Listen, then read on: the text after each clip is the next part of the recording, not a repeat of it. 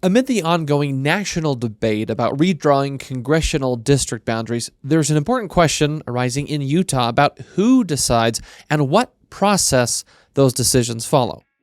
We have to understand where the nature of this authority comes from in our Constitution, and what does the Constitution itself say? This week, I sit down with Sutherland's Bill Duncan to explore something that's getting missed in all the recent public debates about redistricting in Utah. That is, what the Constitution actually says and whether some parts of our system are straying from it. This is Defending Ideas. Defending Ideas is a weekly podcast produced by Sutherland Institute. On this show, we are committed to renewing the principles of common sense conservatism, making you a better champion of sound ideas. This year, Sutherland Institute is celebrating its 30th anniversary, thanks to all those who support the work we do for Utah and our great nation. Welcome back to another episode of Defending Ideas. I'm your host, Nic Dunn, and this week we're talking with Sutherland Constitutional Law and Religious Freedom Fellow Bill Duncan. Bill, welcome back to the show. Thanks, Nick. Great to be here. Always love having you in the studio, Bill, because it seems like more and more of our debates these days on particular policy issues are really constitutional debates. Right. And that seems kind of important. And so what I want to talk about on today's episode is we've seen news from around the country about big fights over redistricting. There was, of course, a lot of attention in Texas because of debates about redistricting in the Texas legislature. And then California, the governor there is saying, well, maybe we'll get into it too, and other states. And so kind of there's been this big national fight, and it's very political, over redistricting in advance of the midterms. And we've also been debating it here in Utah, but a little bit differently. So I want to ask you, in the context of everything that's going on, what is the big fight over or connected to the redistricting issue in Utah right now? Yeah, it's really kind of interesting how it is. We are in the same dealing with the same issue of redistricting, but the approach is quite different. In fact, there's kind of a funny to my mind at least. Maybe this shows kind of humor that makes sense to me, but that what's happening is that Utah is adopting, or a better way to say this is, some people in Utah would like us to adopt the system that California is now trying to get away from, in order to create, to go back to gerrymandering, which was the process before. But let me try and describe, I guess, basically what's happening in Utah as it relates to redistricting and gerrymandering, for that matter. So a number of years ago, citizens groups were concerned that the legislature was not responsive to them in terms of they felt that the legislature was too political as they were creating the legislative districts. The challenge that they have, of course, is that the Utah Constitution specifically says that the boundaries of electoral districts in Utah are to be established by the legislature. But they thought that they could get around that by proposing a ballot initiative. It's sort of created by voters, and if it gets enough signatures, it goes on the ballot, and that becomes a law, just like any other law that the legislature passed. And the particular law creates a commission that has to give some proposed boundaries for electoral districts to the legislature, and the legislature decides what to do with those. And they have to decide what to do with those, again, because of that constitutional language, because the requirement that the legislature is the one who has to ultimately take responsibility for creating the districts in this state. And the legislature, so the commission comes up with a proposal. The legislature doesn't approve any of those and creates their own boundaries. The question then goes through the courts up to the Utah Supreme Court in summer of 2024. And in 2024, the Utah Supreme Court holds kind of a really striking, almost shocking ruling that regardless of what the Constitution says about the relative power of the legislature and citizens and all of that, the courts themselves have to determine what the unwritten intent of voters was, and to make sure that becomes the law. Well, what does that mean in practice? In this case, it means that the courts are going to have to decide. Voters, when they went to the polls and they approved this process, and they created a statute like any other statute, it becomes kind of a super statute. because the legislature can't really change it unless the courts now approve the changes and say, oh, that's what we think that voters would have wanted. There's all kinds of problems with that. I'm sure we'll get to talk about that as we go along. But that's what set up a very recent ruling from a lower court. So this is a district court, a trial judge in Utah, who said, well, the legislature in what they proposed, they didn't get close enough to what we think the voters would have wanted, and so the order goes to the legislature to create a new set of boundaries and give that to the court for the court to determine whether that's an appropriate boundary or not. And I hope just by describing that and obviously I feel I have a lot of thoughts about that, but I think in trying to describe that, I think you can see some potential problems. Like, really, are the courts really the ones to do that? Does our constitutional system really allow courts to superintend the process? Why, if the citizens are just creating a statute like any other statute, can't the legislature amend that or appeal it just like they would a law that's passed by, in kind of the more normal format? So those are the kind of situations that have risen. And that makes our situation quite different from Texas or California, where the aim is kind of more partisan. What we want in those states, I think, the proponents are saying, we want maps that get a result of plus D or plus R. And in Utah, the question is, what is the court's role? What is the legislature's role? How do people govern themselves? Can we keep that? Basically, all of those kinds of questions. So essentially, the debate in Utah is who gets to draw the maps and how do they draw them, right? Right. And on redistricting, that's the key question. There's an underlying question, of course, and that is, what does the Constitution mean and who gets to determine that, which is an even more important question. But you're right, that's kind of the bottom line for this specific controversy. So, Bill, I want to ask you about this kind of deeper constitutional debate you kind of alluded to, that, again, just as a casual observer, it seems like the core issue is not really debate over what the district maps or the legislative maps look like. It's who draws them, how do they get to draw them, kind of who decides. But this is, again, a deeper question between, you mentioned this idea of sort of super statutes passed by ballot initiative versus, regular laws passed by the legislature. Right. Can you get into that a little bit? Sure. The thing that I think is sometimes difficult to understand in our system is we typically think about the way things are done in the U.S. government. We think of three branches of government, and that's still the case. That's true in Utah, but there's a slight variation with these ballot initiatives where the people themselves can create their own law, at least initiate their own laws. But what I think many people don't realize is that power is contained in the state constitution in the same article that describes the legislative power, and it says the legislative power has to be shared between the legislature and, in some specific ways that are laid out in the Constitution, the people themselves. So they can directly make laws, like we're used to more from California, and a lot of Western states have that kind of approach. What's interesting is that this debate is always kind of, I think, skips over that reality of we have to understand where the nature of this authority comes from in our Constitution, and what does the Constitution itself say? And the Constitution says the legislature has the legislative power, and the people also have the legislative power in the way described in this Constitution. And those ways are, they can either initiate a law if they don't like what the legislature is doing. They can always say, well, we think we got a better idea. We'll take it straight to the voters, and the voters can approve that. Then it becomes a law, just like what the legislature passes. Or they can do a referendum if the legislature passes a law that most people don't like. And we see that happening, every couple of years. That's pretty normal.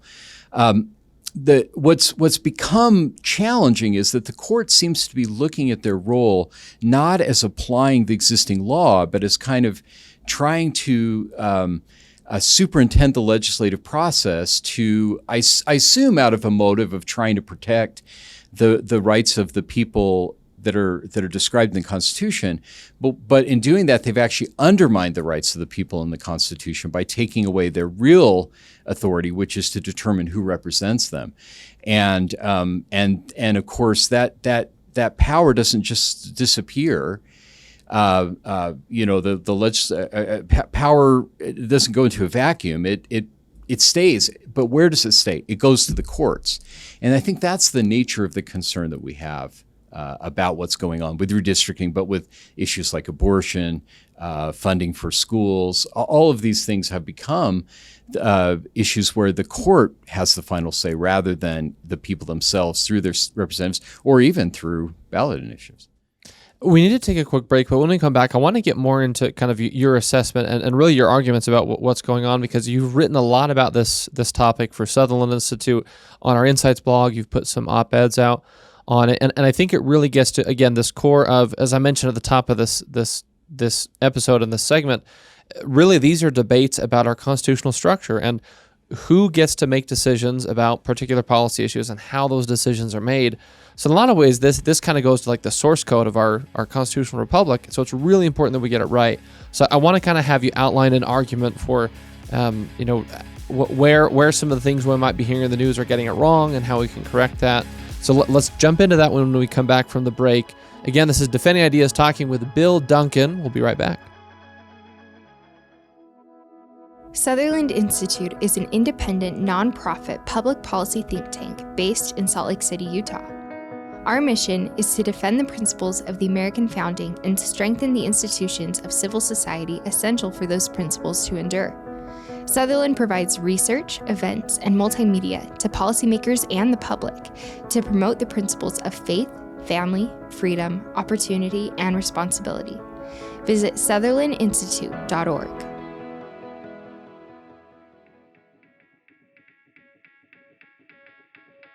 Welcome back to Defending Ideas. I'm Nic Dunn. We've been talking with Bill Duncan about some of the redistricting fights going on around the country, and especially here in Utah, and the judicial or constitutional debates that kind of underpin some of those issues.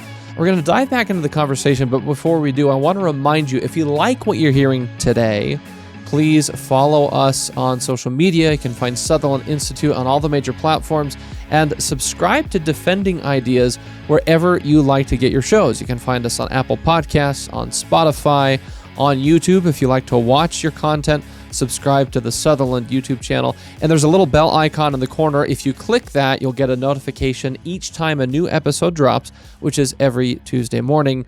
You can find access to all of that and more at defendingideas.org. Bill, I want to jump back in because before the break, you alluded to how sort of the redistricting fight in Utah is not really about redistricting. Right. It's about sort of a debate of what the Constitution means and what the role of the legislature is in deciding this particular issue and others, what the role of the judiciary is, and what the role of kind of the people are, either through their elected representatives or through the ballot initiative process.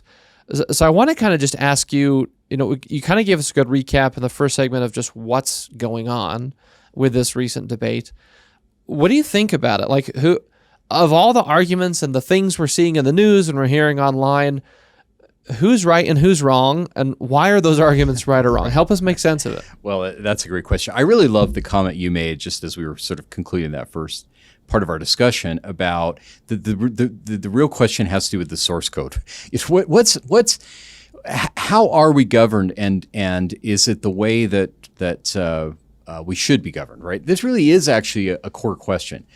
And again, I want to emphasize one of the things I think we get wrong in our discussions about these topics is we spend a lot of time talking about redistricting or about what the laws regulating abortion in Utah should be, or whether we should fund scholarships for students who are taught and outside the public school. All of these are really important policy questions.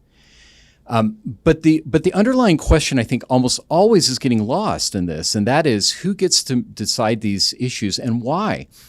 And the answer to the why question is even more important than who gets to decide. Let me kind of describe it this way and see if this is kind of maybe a helpful way of looking at it. For a number of years, for really decades, the U.S. Supreme Court was kind of roiled by a controversy over the kind of simplistic way to think of it is. Do judges have the ability to look at the United States Constitution to say, hey, the Constitution, whatever it says, it's got to deliver some results we want. It's got to get us some rights that we want. It's got to come to certain conclusions. And if the language doesn't say that, we just sort of read our preferences into the constitutional kind of, or the aura of the Constitution. And there was strong pushback over time, basically kind of really starting in the 70s, but taking off in the 1980s. From others who said, wait, we can see certainly the attraction of that to allow judges, and hopefully they're really bright and capable, to come up with good policies for the country. But there's a lot of risks with that as well. The most important risk is that they're not elected. That's not their role, under the U.S. Constitution. And if we don't have a Constitution that we can count on, if we can't look at it and say what it tells us we're supposed to do and not do, then there's a risk that we lose that the structural protection that actually undergirds all of the other protections we count on. And so over time, judges and scholars and politicians would argue over this. And I think that the U.S. Supreme Court, really all members of the court to some degree, have embraced the idea that no, it's not up to the judges to determine what the law should be. It's up to the judges to apply the text of the Constitution as it was originally understood. And so you'll see comments from justices that are, according to the news, they're on the left of issues, but they'll say, we're all textualists. We all think that the language of the Constitution is important. And the reason that I think that most people believe that, and of course, some do a better job at sort of living by that principle than others. But the reason that they believe that is that the judicial duty is not to make the law, but to ensure that the laws that were approved in the name of the people under the Constitution reflect the appropriate process for decision making that protects all of our ability to have a say, and not only that, but by keeping each part of government, the judiciary, the legislature, and the executive in their own lanes, then there are checks that prevent overreach by any particular branch. So we ended up with, I think, a pretty good system, and I think that many of the debates we see going on in the U.S. Supreme Court actually represent a real positive development, where the judges are saying, we're looking at the original public meaning of the constitutional provisions, and that's what we're going to apply. In a somewhat strange way that might not be apparent to everyone in Utah, the same kind of discussion is happening here, but it's going in the entirely opposite direction, where there was some time ago when the courts, I think, typically were focused on the original public meaning, and that language is still used occasionally in court decisions. But now the majority of the justices in the Utah Supreme Court have written opinions or joined opinions in the last little while that have said, well, but the original public meaning means something that is not confined to the text or the original understanding of those who created the text, but it's something that we can imbue with our own meaning based on our sense of what people really wanted, which of course looks a lot like the living constitutionalism side of that argument that was happening at the U.S. level, at the national level, just a few decades ago. I think that's what's going on. And so when you have a decision about the redistricting and it says, well, we think voters really wanted this, and the legislature, is not really delivering what the people wanted, even though the Utah Constitution doesn't allow for a right to abortion, we think that kind of could be implied, or we think that maybe things have changed and so that's justified now. Or of another recent decision, if the people of the state of Utah approved an amendment that says that taxpayer money can go to support children, and a judge says, but it can't go to support children if those children are not going to be in the public school system. The Constitution is essentially being amended in each of those instances, not formally, not through the process that the Utah Constitution establishes for amendments, but by and maybe it's well-meaning, but by justices kind of looking, and other judges looking at the Constitution and saying, well, this is what it really ought to do. And I think that's the tectonic question that's raised by these debates. Let me play devil's advocate for a minute, just to kind of flesh out, I think, the key point you're making. Why is that bad? In other words, why would it be bad for the court to look at constitutional or legal text and then say, well, what the people wanted when this was passed, or what the legislators meant, quote unquote, when this was passed, is actually something else? Why is that problematic? Yeah, that's a great question, and I may say something that will sound strange. In a way, policy-wise, it might not all be there. Maybe the justices have a better idea of what our law should be. But there's three major problems with that. The first is they're just as likely to get it wrong as they are to get it right, which is true for any of us, right? The legislature is likely to get things wrong, and so that so there's no reason to think that the judges are going to guess right what people thought. I mean, in the case that involved public funding for schools, I think they absolutely got that one wrong in a really simple way. The Constitution was amended to say that public education money can be used to support children, and it just meant exactly what the words say. And I don't think there's any reason to assume that there's a hidden meaning behind that that's different than the language. So the courts could get it wrong. That's one reason. The second thing is that you can create a situation in which people feel completely powerless. I mean, we're going to pass the laws we do. We're going to elect the legislators that we want. They're going to make the law, but ultimately the court's going to be the one to decide. A number of years ago, this happened in kind of a funny way, and I remember President Bush. There was a law passed, and he said, "Well, I'll just leave it to the courts to decide whether it's constitutional or not," rather than saying, "This is unconstitutional. I'm not going to sign it." That's a really bad system. I mean, and of course we've moved away from that, which is positive. But it creates a kind of a dependency where everyone just says, "Well, we don't really know what the law is. We'll have to wait for the courts to decide." And I guess the third problem associated with all of that is that, again, whatever the intention behind it is, the courts have removed from the people of the state, either through their elected representatives or through the Constitution itself. I mean, if you think about it, there are three branches of government, but there's sort of a branch even above that, and that's the people themselves. And our Utah Constitution specifically says that the people are really the source of authority in the state. And you wonder, well, what does that mean? Does that mean that they can just get, they should be able to override what the legislature does or ignore any of the procedural thing? No, it means that the people are sovereign in the sense that they get to control every decision-making process through the Constitution that they adopt. And they can go and amend that Constitution if they want a different process. There's not been any interest, though, in people doing that, because I think most people recognize that there's a real value in having a system where the legislature elected by the people decides, and then there's also a built-in system for creating some accountability if the legislature makes a bad decision. And in addition to that, Utah has also decided that they're going to create another potential sort of escape valve, and that is that people, if the legislature is not considering things they think they should, they can always pass a law through initiative or repeal one through referendum.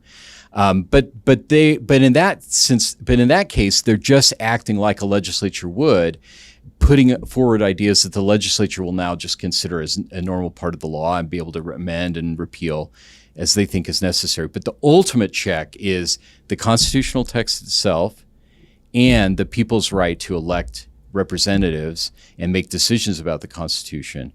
And those things, if we lose those, we really don't have the same kind of system we had before.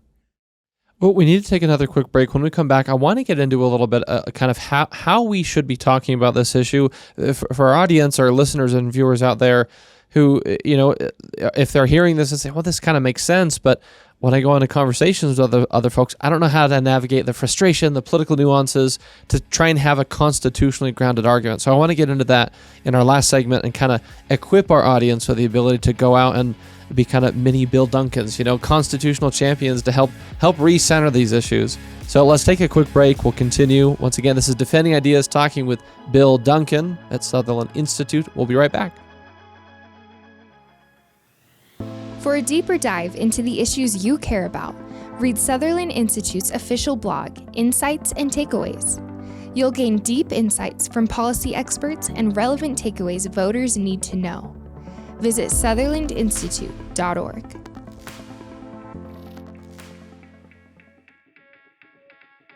Welcome back to Defending Ideas. I'm Nic Dunn. We're going to continue our conversation with Sutherland's Bill Duncan about some of the political or really constitutional debates we're having in Utah right now that kind of tie into some of the discussions happening around the country. Before we do, I want to remind you, if you like what you're hearing, please subscribe to Defending Ideas wherever you get your shows. You can find us on Apple Podcasts, on Spotify. You can watch on YouTube by subscribing to the Sutherland Institute YouTube channel, and click the little bell icon in the corner so you get notified each time a new episode drops, which is every Tuesday morning. You can find access to all of that and more at defendingideas.org, or just search for us wherever you get your shows. Bill, we kind of got into this before the break, but I want to, again, kind of wear the devil's advocate hat for a minute, because I can understand some of the frustration that folks out there might be having. Sure.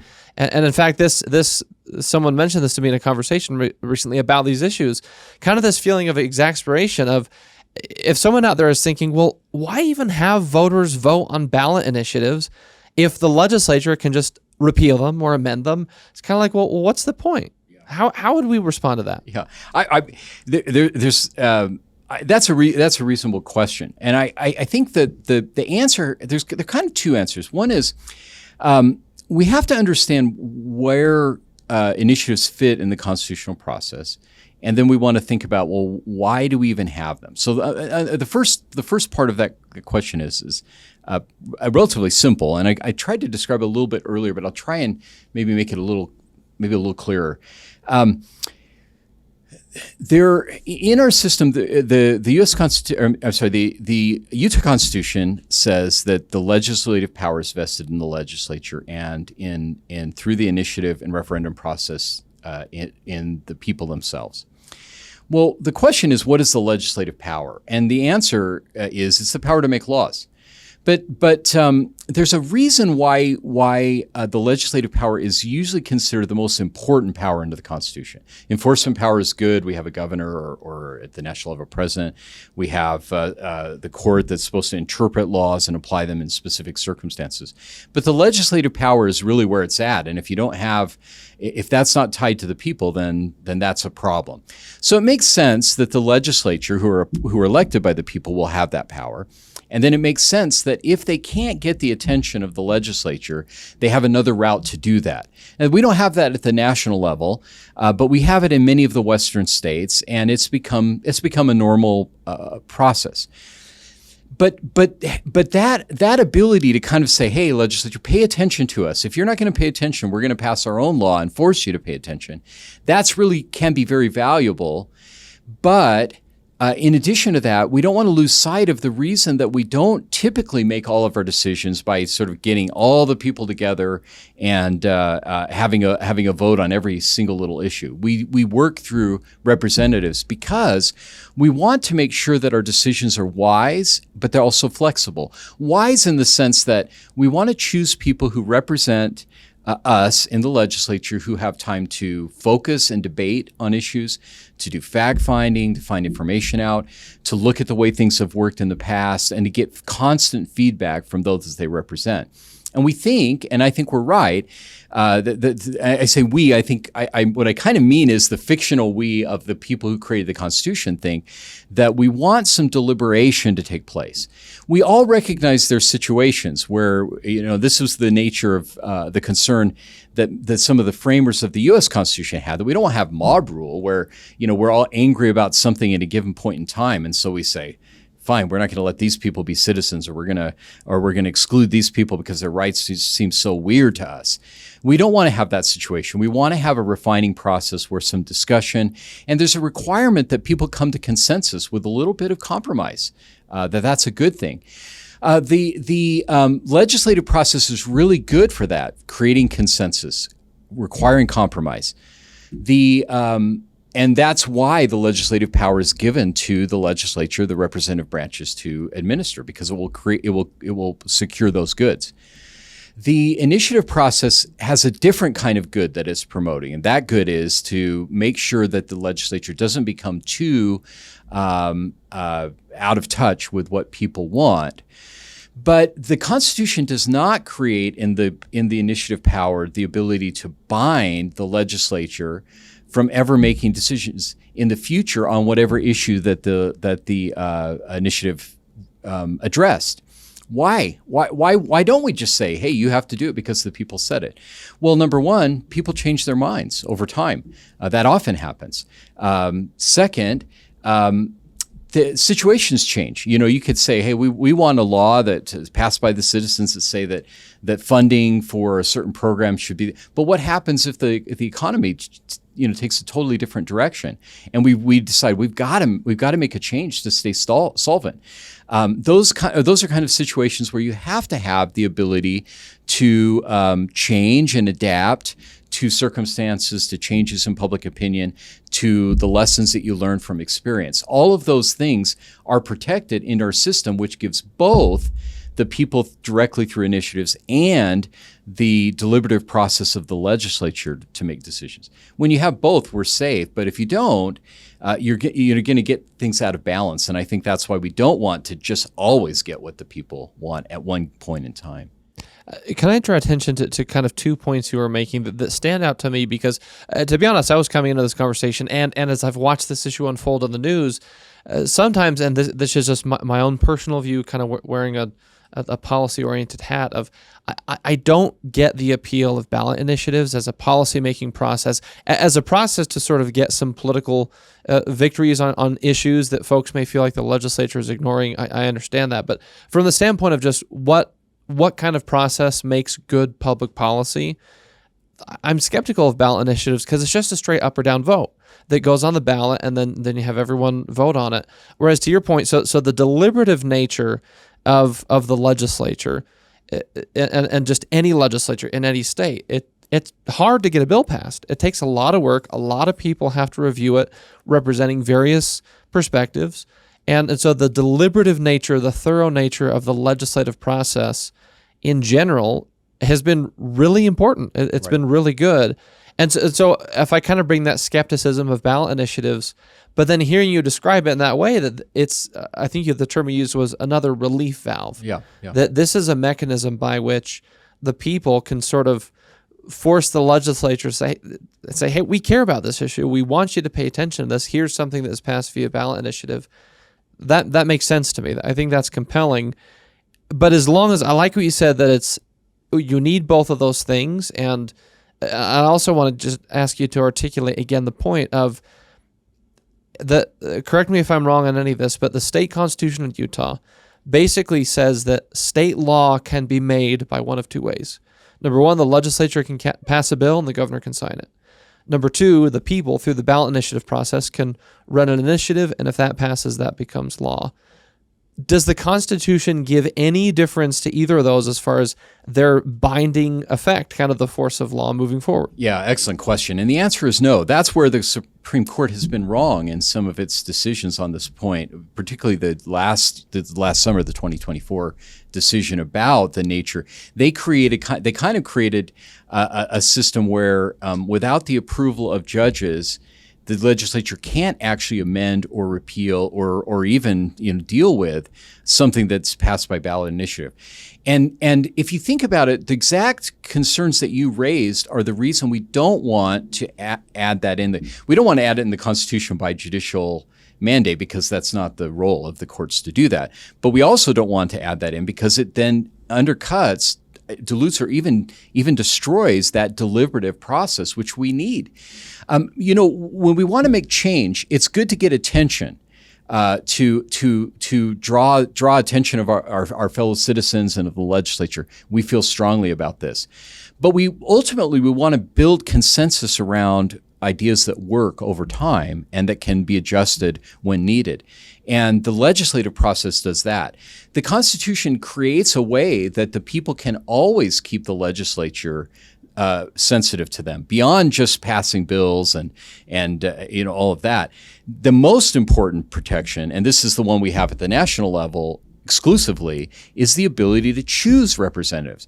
So sometimes people say, well, why do we pass that initiative when it's not going to be paid attention to? Well, the answer is because we can use the initiative as an excuse to not do the hard work of being citizens, which is to find and educate the legislators who represent us and ensure that they're actually doing what we need them to do, deliberatively, working together with others, building support for an idea that many people approve, that benefits the majority of the people, and because of that is likely to stay in place. When you have a ballot initiative that's sort of a one-off thing, that you get a lot of attention. They sort of seem to be making a decision, but then a couple of years later, situations change, opinions change.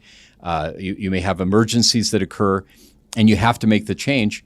The ballot initiative is not a great process for that kind of situation. It's much better to just begin by saying, hey, pay attention, do something about this, let the legislature do that, but do it through the norms of compromise, do it through the norms of building broad support, of a support that's going to last, not just for a short period of time where we're upset about something, but into the future when we realize, hey, this is a policy that basically benefits all of us, and we don't want to go back. And again, those two things don't have to be exclusive, but I do think that the Constitution wisely does not limit the legislative power of the legislature itself that's elected by the people. It does, by contrast, limit to some degree the power of the citizen initiated ballot initiatives, because it doesn't have those same benefits that the legislative process is intended to preserve. Bill, we're almost out of time. There's to put a bow on all of this, as I'm thinking about the way, like really simple ways we can be talking about this with others we might come into contact with as this stuff continues to percolate through the news. And I'm kind of thinking of it in these terms, that, and this applies to this sort of bundle of debates that we're having here as a state, as well as in other states. And honestly, I think this framework could apply to any debate of any political or policy issue. And what I mean is this, that there are kind of three questions that are at play here. And again, in my simple, non-lawyer kind of brain, number one, what the rules are. Number two, what the rules should be. And number three, what the policy outcome is. And it seems to me that far too many of us here in Utah and across the country, we skip over question one, what the rules are.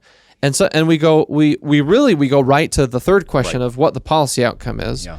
We ignore the first question of what the rules are, and sometimes we gloss over the question of what the rules should be. There's so much focus on just, well, I want the political policy outcome that I think is good.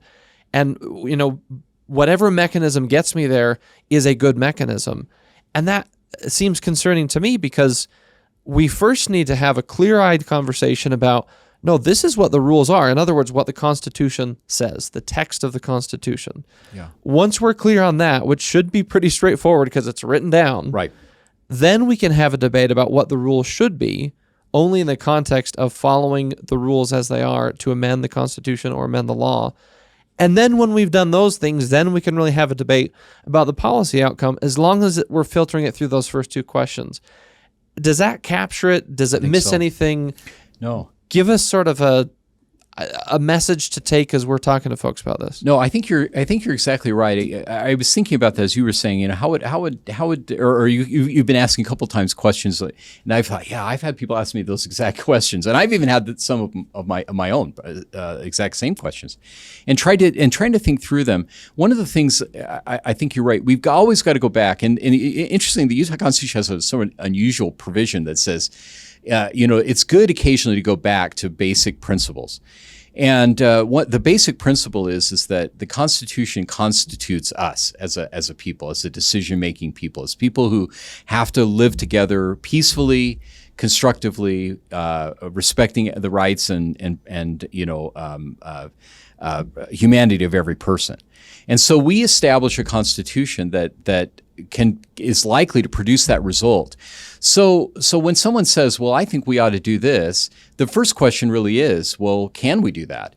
And then how do we do that? And I don't think it may initially seem a little obnoxious, but I think initially when people say, well, I really hate that, the legislature doing this or that, a really good question would be to say, well, what does the Constitution say about this?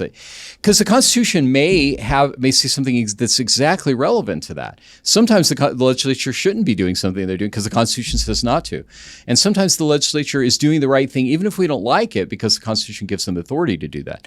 But the Constitution itself becomes the framework, or the foundation is a better way of saying that, to every other decision.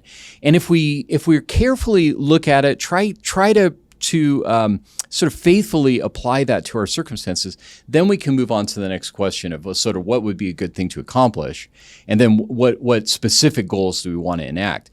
And again, I think the thing that's powerful that we forget is that the results that we get on policy issues are likely to be not only smarter but longer lasting if we follow the constitutional process, which is meant to refine out. It's meant to sort of our prejudices or our laziness or whatever. It's meant to sort of work around that, to limit the destruction that can be done by people who are not thinking carefully or not willing to do the hard work of convincing our neighbors, hey, I think this is a good idea, and this person will represent us to enact those laws.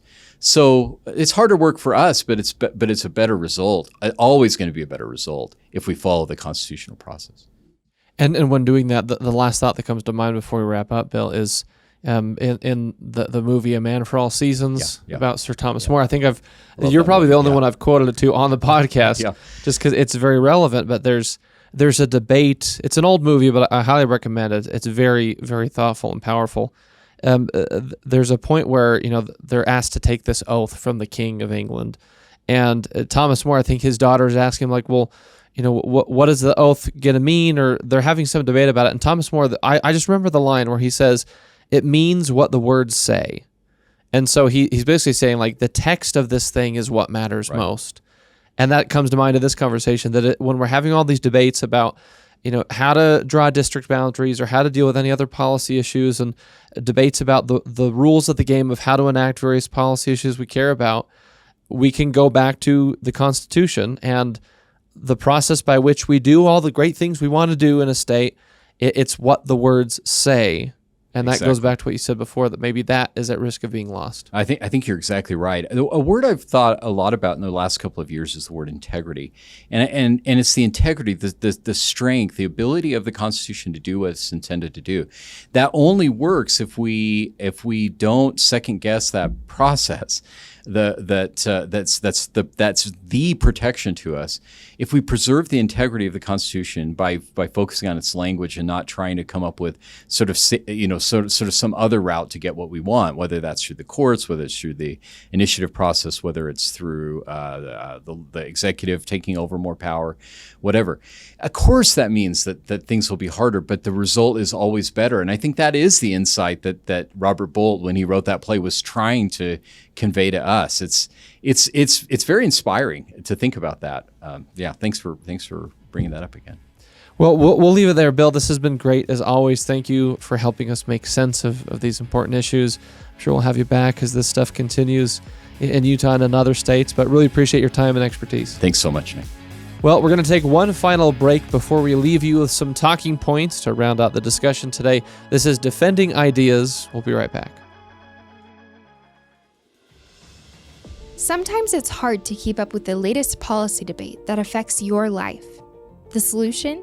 Subscribe to Sutherland Institute's weekly newsletter, where you'll find in-depth insights from seasoned policy experts, compelling multimedia, and advance notice of special events. Visit sutherlandinstitute.org.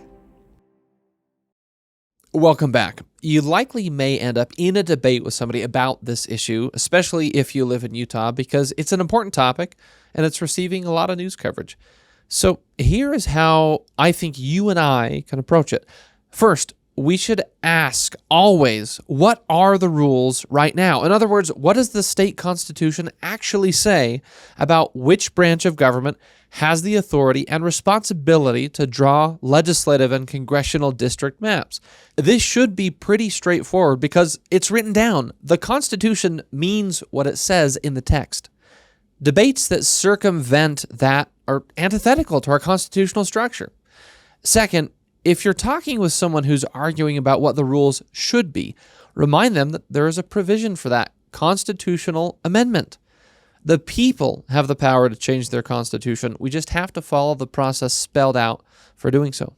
And third, debating about the policy outcome of a particular issue, whether this current fight over the role of the legislature, voters, or courts with respect to redistricting, or any other policy issue for that matter, is only constructive if you've answered the first two questions beforehand. It seems to be that more and more our debates as a state and nation come back to the source code of our constitutional republic, the text of the Constitution itself, whether at the national level or the state level. You and I can be better champions of sound principle if we re-anchor ourselves to the Constitution and let that permeate all of our debates about important issues. Well, that's it for this episode of Defending Ideas. If you enjoyed the discussion, please visit defendingideas.org, where you can access previous episodes and watch or listen on your favorite platform. Don't forget to subscribe to Defending Ideas on Apple Podcasts, Spotify, YouTube, wherever you like to get your shows. And please share this episode on your own social media profiles or with a friend, family member, or coworker who may find it interesting. Lastly, if you want to support the broad work of Sutherland Institute, if you want more conversations like this one, please make a contribution at sutherlandinstitute.org/donate. Thanks again for joining us on Defending Ideas from the Sutherland Institute in Salt Lake City. I'm Nic Dunn. We'll see you next time.